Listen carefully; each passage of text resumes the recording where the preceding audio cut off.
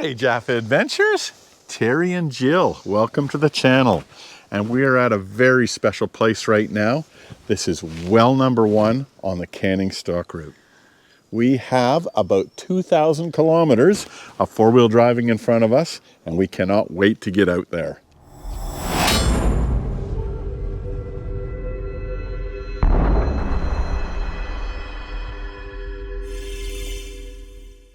You will recall from a previous episode, I diagnosed that the lower control arm bushes were stuffed.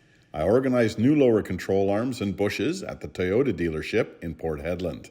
We left Caroline Gorge, and along the way to Port Hedland, we overnighted at Doolina Gorge. It's a picturesque little spot on the Coongan River, with its only downfall being that it's very easily accessed. That means the potential for a lot of neighbors and trailer plugs. In fact, we had somebody camp nearly on top of us, and that really bummed us out. Anyway, we got the lower control arms replaced at the Toyota dealership and then began our journey south to the town of Wiluna and the start of the Canning Stock route.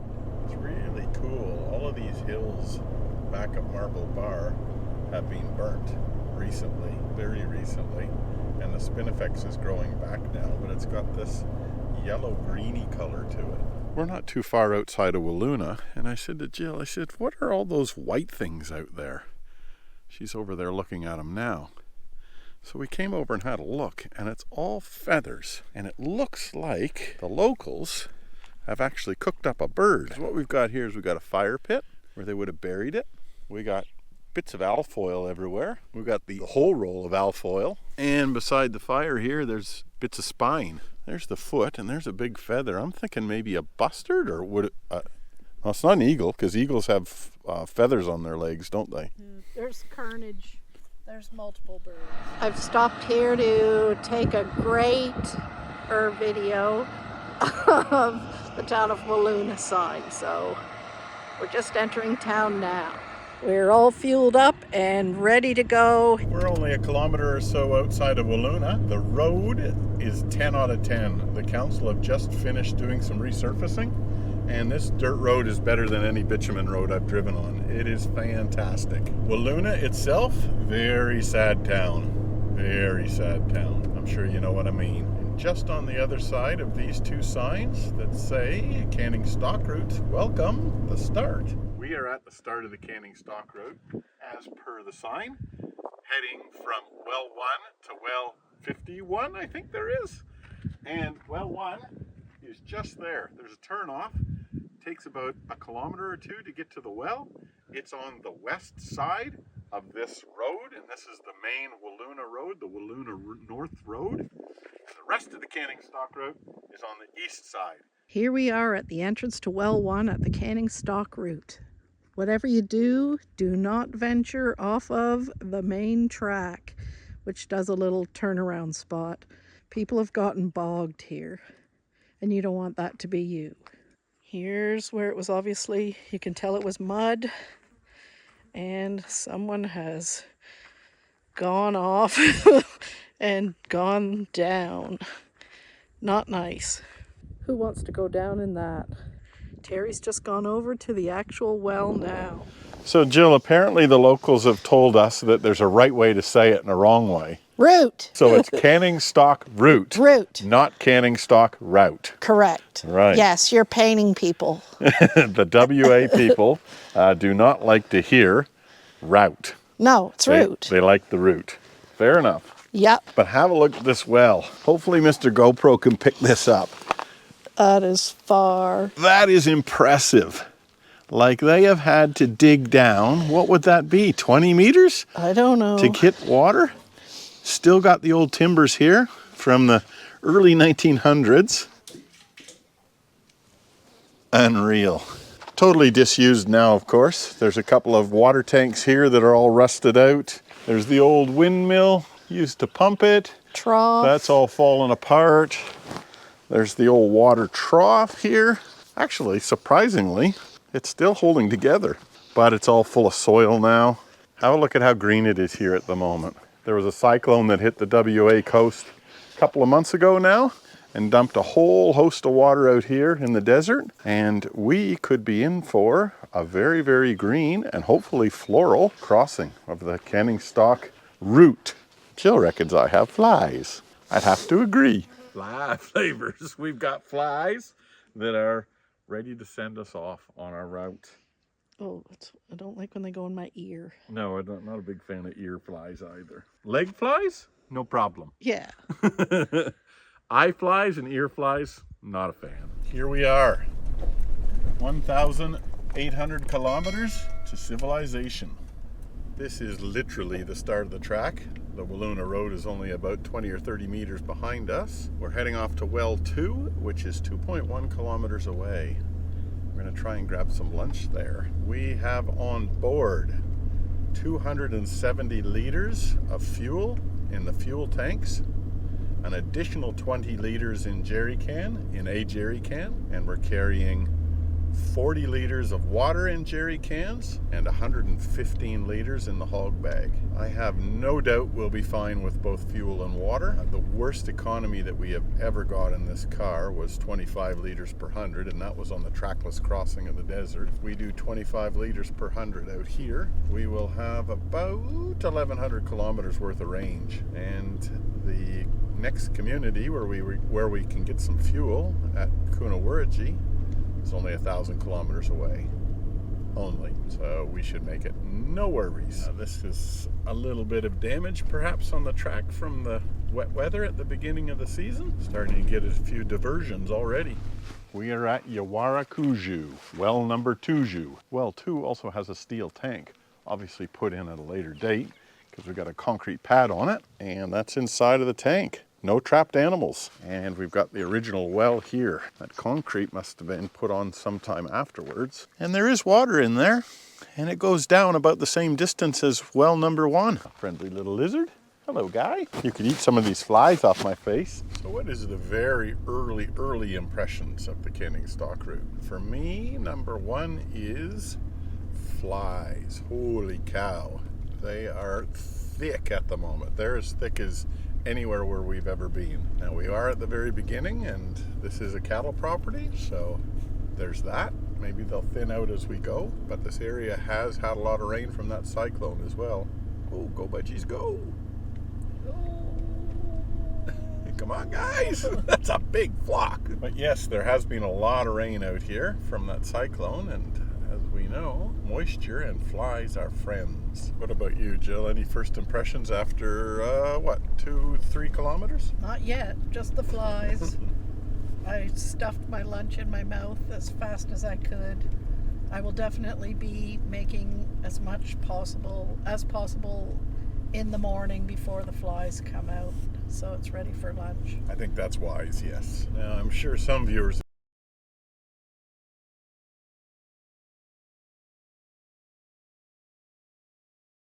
And I did have another first impression that I thought of just after Terry stopped recording was I would not want to come through here when it was wet.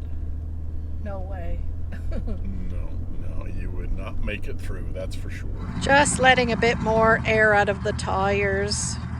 We're on corrugations now, and the scenery has changed significantly. You can see a sand dune up ahead, so it's definitely different trees as well. We're just under 20 kilometers into the CSR already, and it is not immune to corrugations. We're in a big sandy area at the moment, and these corrugations are particularly nasty. All our trees have died away though, and we're in this open plain area, which is cool. And there's a big sand dune up in front of us. I hope we end up climbing that sucker.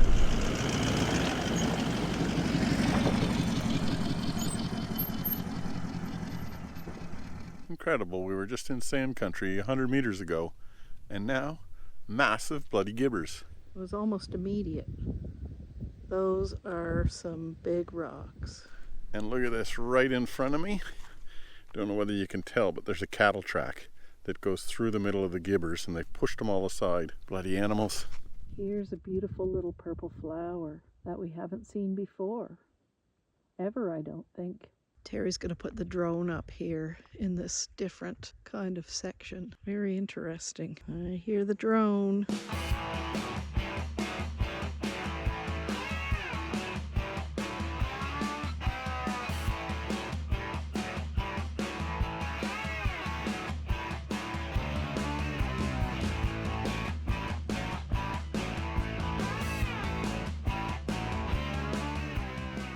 only 20 kilometers into the CSR and it's throwing different things at us already. We're in a stony desert field. And I don't think I've ever seen a desert quite like this one with the size of these gibbers. They're huge. They're sort of bread loaf size and a little bit bigger.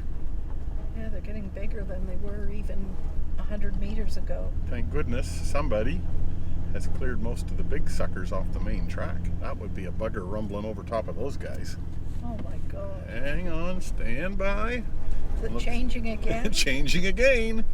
We're on a bit of a rise now and we can see out over the vastness in front of us. Wow, it changed again. It's so weird. It is weird. We've got yellow flowers and purple flowers right next to each other. So pretty. Terry's out filming a puffball that he found, which is really cool. Have a look at this. We're on the driest continent on Earth, in one of the driest deserts in the driest continent.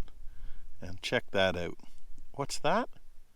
That's a puffball, a mushroom, a fungus. Unbelievable. And they obviously need moisture to grow. And this little guy's coming out of the track. This is what happens when we get a little bit of rain out here. Look at that. There's the mycelial mass on the bottom. And look at how damp that is. Incredible. This is pretty neat. It's a Hackia or a Grevillea maybe. I'm going to guess a Hackia because of the nuts and the flowers. They're a real pretty mauve color. And we're back in sand again. Yes, and back in sand country. We have some trees here. There is a sand dune there off in the background. So cool.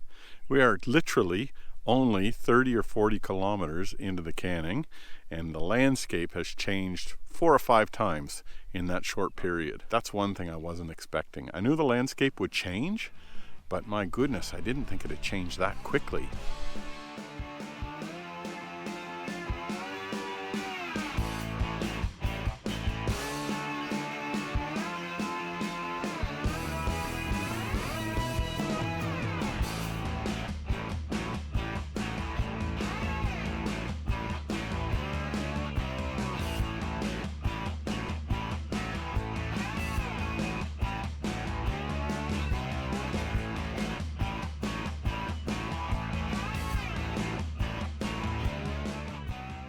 Camel tracks. I'll show you up close. It's kind of crunchy ground. You kind of sink. We also have mum emu. No, it would be daddy emu and baby emu near the camel tracks. Very cool. How's it going, Ter? We are at our very, very first camp on the canning stock route, and we're loving it. Beautiful fire, beautiful evening, beautiful tea, beautiful wife, beautiful bourbon. Sounds excellent. Yay.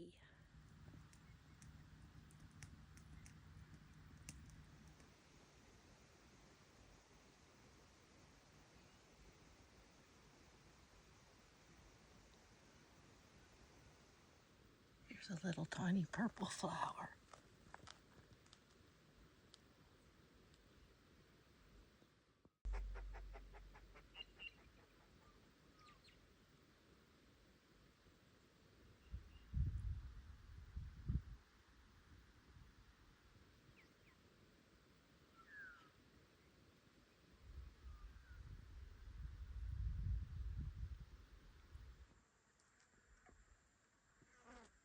We had our first evening in the desert.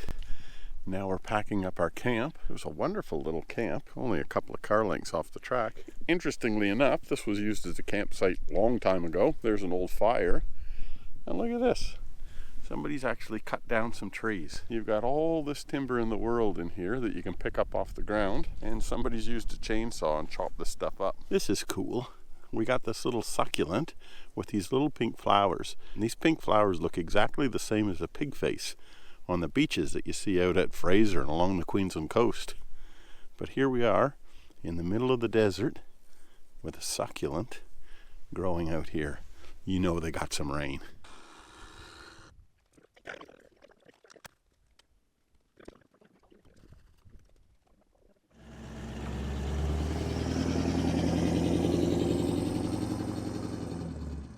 Well, we've made it all of 1 kilometer from our campsite, and we've run into a visual attraction we're going to check out. That sign beside the truck is just saying a 1080 poison risk, because it's baited all out here. But have a look at this. A great big giant slab of rock. Haven't seen one of those yet on the Canning. We got a month to do this trip, and at this rate it's going to take us 6. Very, very neat. Television-sized gibbers up on top of this big giant flat rock. There's Jill over there, and you can see the truck in the background. I think I'm going to throw the drone up. This looks like a really interesting area.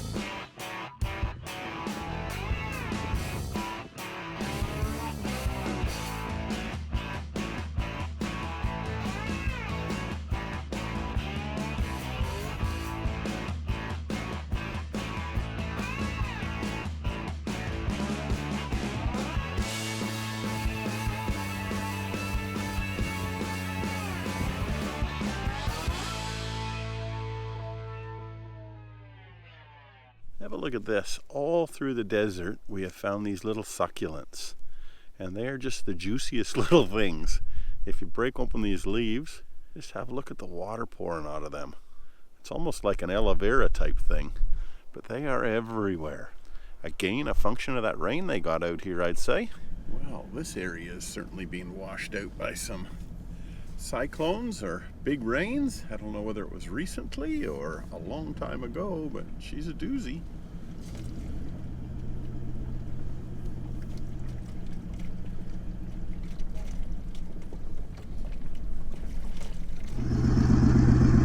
They're only about 300 meters from well 2A. Let's go check that out. Well 2A, the granites. Unusual in that it is surrounded by rocks, obviously disused a long time ago, but it still has water in it. So I wonder how deep that actual hole is, the original trough. Can you believe how green this area is at this well 2A? Far out. I suggest that that pole is an original one from the early 1900s, but bugger if I know what it was used for. Look at this bush. Gray leaves. Probably one of the grayest I've seen. And pretty little yellow flowers on it. Being the bush tucker and bush plant guru that I am, I got no idea what that is. Have a look at these guys. They're pretty cool. Real fuzzy leaves and a beautiful purple flower on them. We're only just east of well 2A now, and we are picking through these boulder fields, which is very neat and something that I did not expect. I think that's going to be the theme of the Canning. Throwing unexpected things at you. And maybe they could be expected if you did a whole shit ton of research on the Canning before you went, but I did not, and that was purposeful because I wanted the excitement of discovery. So if you're watching this, spoiler alert, you're going to drive through rocks just past well 2A. Before well 2A as well. Yeah, that's true. We've driven through a lot of rocks the whole morning.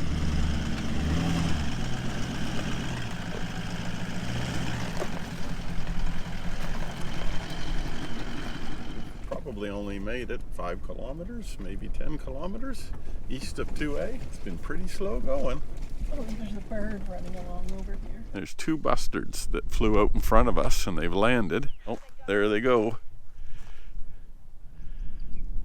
When they did take off, we were able to have a good look at their feathers and a good look at their feet, and we have confirmed that that pit that we saw yesterday where the locals had a bit of a feed, that was definitely bustards. So we'll continue to pick our way along the track here, just east of 2A. We keep stopping to look at things though. We do. We are traveling very slowly. It's a good thing we've got a month. Oh, look at this. Maybe some respite from the rocks. Yay!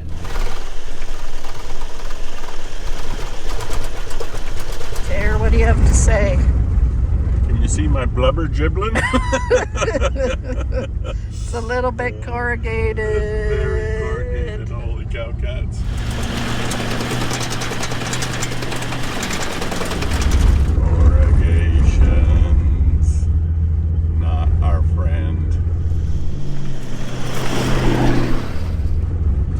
as bad as Francois Perron, though. Oh my God. Oh, that was ridiculous. Yeah, or that steep point track, that was nasty. Yeah. He's on for 45 minutes. Who's on for 45 minutes? The travel buddy with our wraps. Pork wraps. And it's only 10:30, so I put it in for 45. That'll be 11:15 for lunch, and I don't know whether I can make it. Terry's been whinging. He's hungry. Very hungry, yes. He says, back to our corrugations. Yep, where we left off. Yeah. Making his tummy grumble, along with his face jubble. Jubbling. My face is gibbling. Or whatever you said. I don't know. Blubber jubbling? I don't know. I don't know. Blibber gibbling. Dribble bibbling.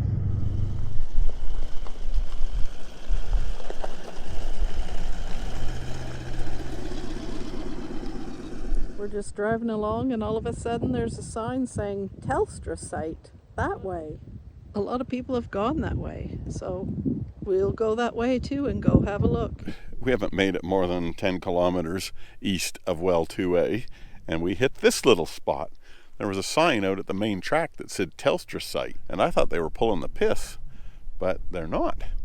There's footings there for a tower, and over here, that's the stays for the guide wires. There's one there. There's two over in front of the bonnet of the truck. There's two over behind this bush. So it's triangulated to hold that up. That is very bizarre.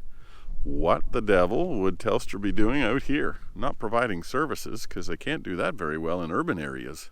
Wonder how deep those footings go. Holy cow, look at this. Telecom rope. Unbelievable. These are kind of cute with these little low shrubby tree things here in a vast gibber field. Rocks and rocks and rocks.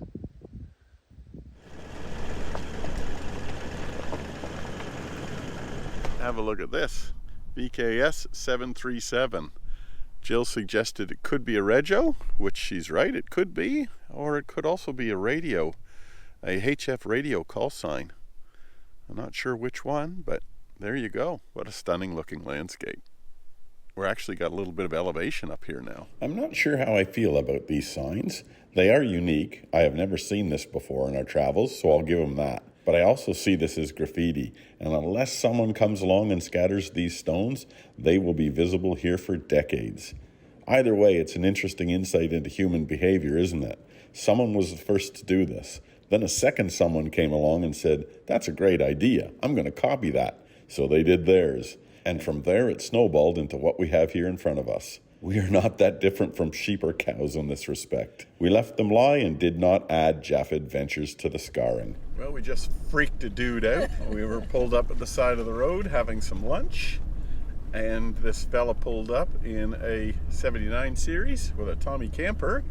And Jill said to him, Hi, Steve. Steve Rayson. Nice to meet you. We're Jill and Terry. And he was like, mind blown. I was like, what the hell? How do you know who I am? And I said, when we were sitting in the servo in Walloona, I saw he had posted on the Canning Stock Route Facebook page that he was heading out to do the Canning Stock Route today. And I took note of what his vehicle looked like and what his name was in case we ran into him, because I thought we might. So that was pretty funny. That was very funny. He was speechless.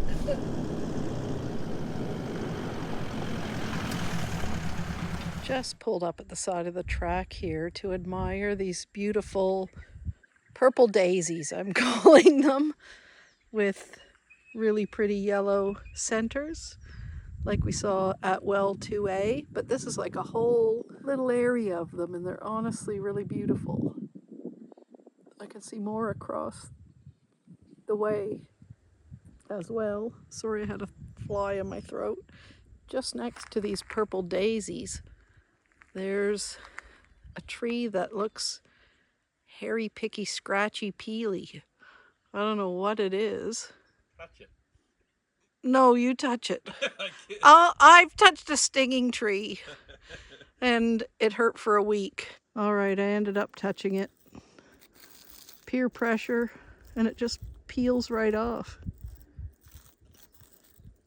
wild. That's neat. Never seen anything like that before. On the other side of the river, there's a field of yellow daisy type flowers with more purple ones behind it. We're getting close to well 3 and it's getting greener and more lush. Really, really pretty. Squeezy little section through here. This is by no means the squeeziest we've been through. If you've been following this trip, you've seen some very, very tight spots. There was almost no track left, basically. We're out of the rock, we're out of the sand, and now we're back into the, I guess it's clay, with these washouts through the center of them. We are 7.6 kilometers west of well number 3. We're pulling into well 3 on the Canning Stock Route, and I found some bracket fungi on this tree. Unbelievable.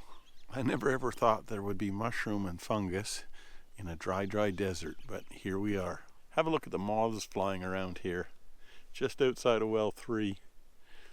There's obviously some flowers around here or something that they like, and there's nice green food for their eggs and caterpillars. We are very, very close to well 3, and we're just running down through some rivulets. There's a major river in quotation marks that runs through this area, and then there's these little rivulets that run into it, and the track's running up through them. And there's the sign of a proper river. Big trees with a giant eagle nest in it. Oh, that's cool. I just had to admire this beautiful gum tree with the eagle's nest in it. It's crazy beautiful. Out in the middle of nowhere near well 3. Here's the first time we've seen one of these. This is neat. It's like a toilet brush cleaner thing or a baby bottle brush cleaner. Very pretty. The flies are fierce here. Just pulling into well 3 now. Got to go through a couple of these little washouts to get here, but I see the well just off to my left. So let's get through this here, park up, and we'll check out that well.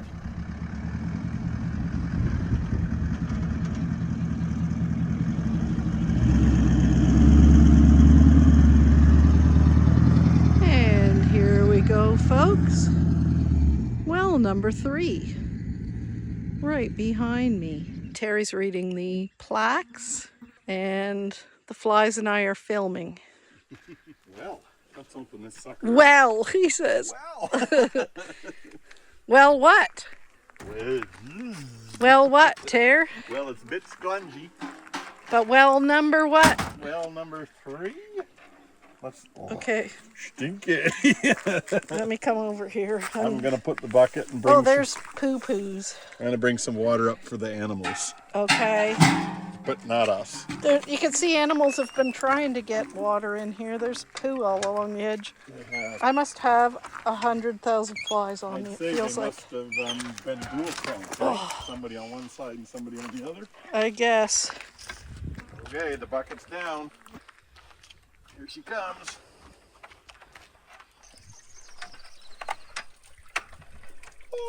Hallelujah. This must be the locker. And The bucket has a hole in it. there's a hole in the bucket. Here, Jill. Where are you supposed to pour the water for the animals? In this trough here. Okay.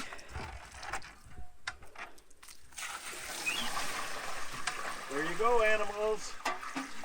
Can you smell that?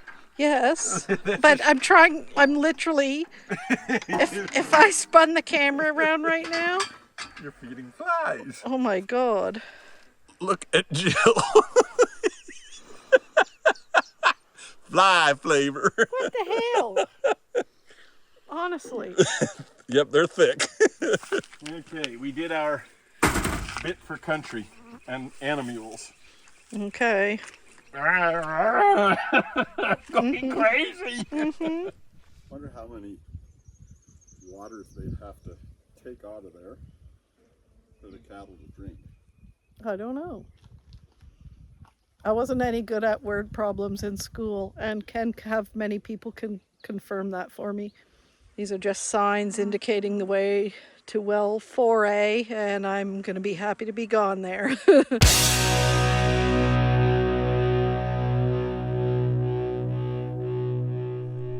And then look at Jill's back.